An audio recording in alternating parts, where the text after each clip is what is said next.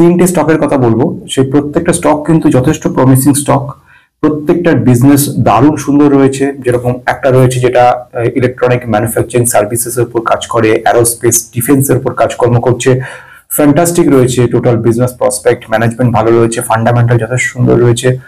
অথচ কোম্পানিটা যদি দেখি বিগত এক বছরের মধ্যে প্রায় ডাউন হয়ে গেছে -45%, মানে অর্ধেক হয়ে গেছে এক বছরের মধ্যে। একটা আনবিলিভেবল ব্যাপার। যে কোম্পানিটাকে ফিউচারে ভাবার জন্য দুর্দান্ত কিছু করবে, সেমিকন্ডাক্টর রিসার্চ লেভেলে পর্যন্ত কাজকর্ম করার জন্য কথাবার্তা চলছে এবং টেকনোলজির ব্যাপারে অন্য কোম্পানির সঙ্গে টাই আপ করার চেষ্টা করছে, সেই ধরনের অবস্থাতে দাঁড়িয়ে কোম্পানিটা কিন্তু অর্ধেক হয়ে গেছে প্রাইস।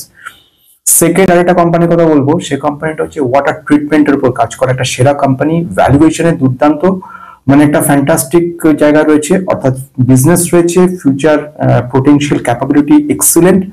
ইন দিস সিনারিও সেই পার্টিকুলার কোম্পানিটা এক বছরে রিটার্ন দিয়েছে -12% এবং পুরোপুরি মানে প্রথম থেকে বলতে গেলে ম্যাক্সিমাম রিটার্ন দিচ্ছে -8%, 8% মাইনাস। মানে এত ভালো একটা বিজনেস থাকা সত্ত্বেও, ভ্যালুয়েশন সুন্দর জায়গা থাকা সত্ত্বেও, সেলস গ্রোথ খুব ফ্যান্টাস্টিক থাকা সত্ত্বেও কোম্পানিটা কিন্তু আমাদেরকে রিটার্ন কিচ্ছু দিচ্ছে না, একদম নেগেটিভ। তৃতীয় একটা কোম্পানি কথা বলবো, আইটি কোম্পানি।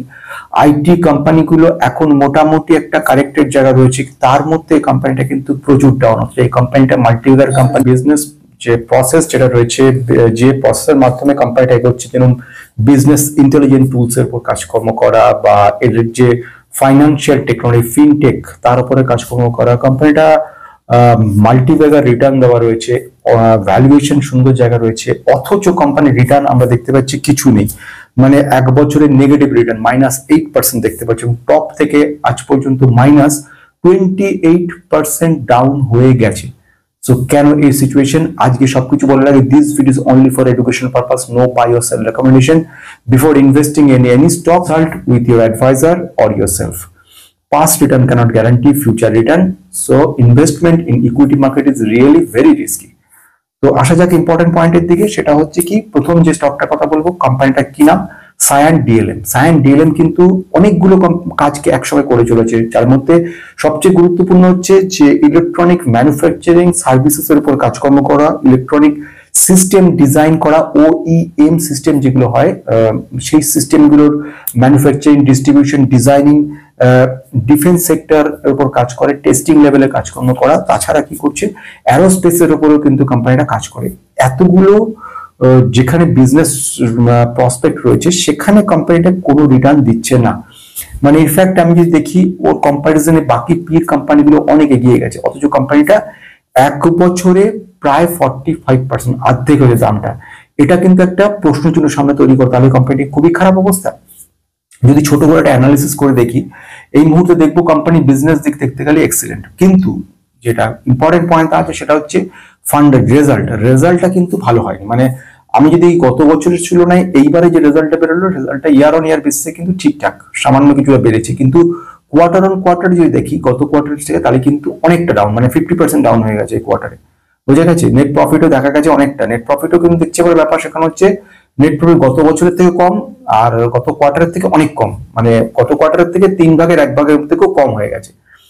এই এক ব্যাপার। প্রমোটার হোল্ডিং 50% অ্যাবভ রয়েছে। এই অবস্থাতে কোম্পানিটা কিন্তু দেখতে পাচ্ছি মার্কেট ক্যাপ যেটা 3,400 কোটি রয়েছে, পি রয়েছে 52, মানে খুব বেশি হাই ভ্যালুয়েশন নেই কোম্পানিটা, খুব ভালো কোম্পানি। এইটা হলো প্রথম কোম্পানির ক্ষেত্রে বললাম। এবার সেকেন্ড কোম্পানির ক্ষেত্রে যাবো। সেকেন্ড যে কোম্পানি হচ্ছে, যে কোম্পানি কথা বলছে হচ্ছে ওয়াটার ট্রিটমেন্টের উপর কাজ করে। আমরা জানি ফিউচার হচ্ছে ওয়াটার ট্রিটমেন্ট স্টক। যেরকম 2040 সালের মধ্যে এমন সিচুয়েশন দাঁড়াবে যে ইন্ডিয়ার অর্ধেকের বেশি লোক কিন্তু পিওর পানীয় জল খেয়ে, যেটা ড্রিঙ্কিং ওয়াটার পাওয়ার সম্ভাবনাটা কমে আসবে। তার জন্য এইসব কোম্পানিগুলো বিশেষ ওয়াটার ট্রিটমেন্টের উপর কাজ করে, সেগুলোর প্রচুর ডিমান্ড বাড়বে, প্রচুর দাম বাড়বে। এহেন পরিস্থিতি দাঁড়িয়ে থেকে যে কোম্পানিটার কথা আমি এই মুহূর্তে বলতে চলেছি, কোম্পানিটা ভ্যালুয়েশনের দুর্দান্ত জায়গায় রয়েছে এবং এই মুহূর্তে কোম্পানিটার কি নাম, ডেন্টা ওয়াটার।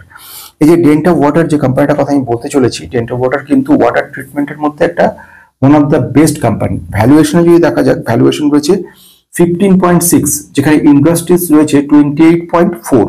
তার মানে পি দিয়ে দেখতে গেলে কিন্তু যথেষ্ট ভালো রয়েছে। রিটার্ন অন ক্যাপিটাল এমপ্লয়েড কিরকম রয়েছে, রিটার্ন অন ক্যাপিটাল এমপ্লয়েড রয়েছে 25 এবং রিটার্ন অন ইকুইটি রয়েছে 18, দুটোই কিন্তু যথেষ্ট ভালো রয়েছে। পিইজি কিছুটা হাই রয়েছে, 1.39 হচ্ছে পিইজি। মার্কেট ক্যাপ কিন্তু খুব ইন্টারেস্টিং, একেবারে ন্যানো ক্যাপ কোম্পানি, 825 কোটির মার্কেট ক্যাপের কোম্পানি, প্রচন্ড রিস্কি, কিন্তু এর একটা ফিউচার জায়গা রয়েছে। কোম্পানিটা কিন্তু দেখতে পাচ্ছি 1 বছরে 12% নেগেটিভ হয়ে গেছে, কিন্তু এর এক্সাক্ট রিজন কি? রিজন কিন্তু এখনো পর্যন্ত সবগুলো মানে ফান্ডামেন্টাল বিজনেস সমস্ত কিছু ভালো রয়েছে, রেজাল্টও কিন্তু খারাপ করেনি। সুতরাং এদিক থেকে দেখতে গেলে কোম্পানিটা কিন্তু কোনো রিজনই দেখানো যাচ্ছে না যে কারণের জন্য কোম্পানিটা কিন্তু ডাউন রয়েছে, অর্থাৎ এগুলো একটা অপরচুনিটি তৈরি করে। তৃতীয় যে কোম্পানিটা ক্ষেত্রে চলে আসবো, এটা খুব ইন্টারেস্টিং কোম্পানি। কোম্পানিটার কি নাম রয়েছে? আইটি সেক্টরের কোম্পানি। কোম্পানিটা বিজনেস ইন্টেলিজেন্স টুলস এর উপর কাজ করে। কোম্পানিটা ফিনটেক যে ফিনটেকের উপর কাজ করছে। এছাড়া হচ্ছে এরা কি করে? ট্রান্সপোর্ট লজিস্টিকের উপর কাজকর্মগুলো করছে। ইউটিলিটির উপরে শেয়ার পয়েন্ট অ্যাপ্লিকেশন ডেভেলপমেন্ট কাজকর্ম করা, লজিস্টিক ট্রান্সপোর্টেশনে বড় বড় কোম্পানিগুলোর সঙ্গে টাই আপ করে নিয়ে টোটাল একটা প্রোডাকশন হওয়া থেকে প্রোডাকশনের পরবর্তীকালে শুরু করে সেটাকে অর্ডার ডিসপ্যাচ করা এবং সেটা গিয়ে কনজিউমারের কাছে পৌঁছানো পর্যন্ত টোটাল যে সিস্টেমটা, এটা রক্ষণাবেক্ষণে পুরো অ্যাপ্লিকেশন লেভেল থেকে কাজগুলো করে রেখেছে। টেলিকমিউনিকেশন ইঞ্জিনিয়ারিং এর উপরেও কিন্তু কোম্পানিটা কাজ করছে, এটাও একটা কিন্তু বড় জায়গা। এছাড়া রিয়েলিটি সেক্টরের উপর কাজ করছে কোম্পানিটা। আর এছাড়া কি কাজ করে? আরেকটা ব্যাপার হচ্ছে মেডিকেল রিলেটেড কাজকর্মগুলো করা, যে কাজেও কিন্তু কোম্পানিটা যথেষ্ট ভালো জায়গায় রয়েছে। কোম্পানি এই মুহূর্তে মার্কেট ক্যাপ রয়েছে 2900 কোটি, অর্থাৎ স্মল ক্যাপ কোম্পানি রয়েছে। কোম্পানিটা কি নাম? কোম্পানির নাম হচ্ছে স্যাকসফট। স্যাকসফটকে নিয়ে কিন্তু আগেও আমি বলেছি বারবার ঘটনা, এই কোম্পানি 1 বছর রিটার্ন আমরা দেখতে পাচ্ছি -8%, এবং টপ থেকে আমাদের 28% মতো নেগেটিভ হয়ে গেছে। প্রশ্ন চিহ্ন তো সবচেয়ে বড়, যদি কোম্পানিটা এত ভালো হয়ে থাকে, কোম্পানিটার মধ্যে এত প্রসপেক্ট থেকে থাকে, কোম্পানিটা যদি এত দিকে পজিটিভিটি থাকে, তাহলে কোম্পানি এতটা নেগেটিভ হচ্ছে কেন? যেখানে আইটি সেক্টরের অন্যান্য কোম্পানি আমাদেরকে ভালো একটা রিটার্ন দিয়ে যাচ্ছে, সেখানে একমাত্র দেখতে পাচ্ছি এই একটাই কোম্পানি, যে কোম্পানিটা কিন্তু কোনো রিটার্ন তেমন ভালো দিচ্ছে না। তার উত্তরের ব্যাপার হচ্ছে, আমরা যদি কোয়ার্টার রেজাল্ট গুলো দেখি, সেখানেও দেখবো কিন্তু পজিটিভ ব্যাপার রয়েছে। তাহলে নেগেটিভ ব্যাপার বলতে তেমন কিছু নেই। প্লাস কোম্পানিটা বেশ কিছু বড় বড় কোম্পানিকে অ্যামালগামেট করে নিয়েছে, সংযুক্ত করে নিয়েছে, ফলে ওদের সেই কাজগুলো করার সুবিধা হচ্ছে।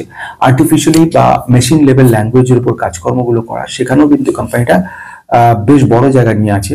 এছাড়া কোম্পানি ফিউচারের অনেকগুলো অর্ডার এক্সিকিউশনের জায়গা রয়েছে। ম্যানেজমেন্ট থেকে খুব পজিটিভ। 2030 সালের মধ্যে তাদের রেভিনিউ গ্রোথ 2023-24 যেটা ছিল সেখান থেকে 5 গুণ বাড়াতে চাইছে।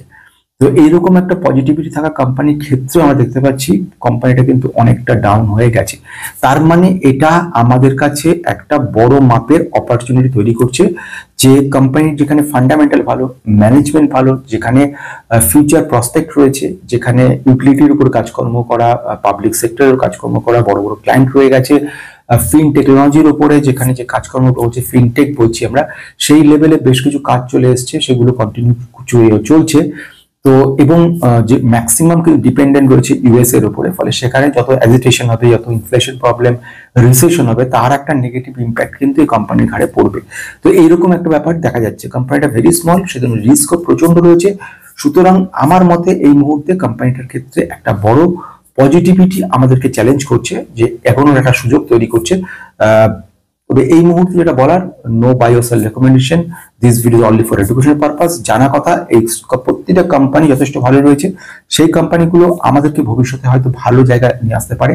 এই মুহূর্তে শুধু এইটুকু বলার, যে আগামী দিনের এক্সপেকটেশন নিয়ে আমরা রয়েছি, যে এইগুলো ইনভেস্ট করে ভবিষ্যতে আমরা কিন্তু একটা বড় জায়গায় পৌঁছাতে পারি।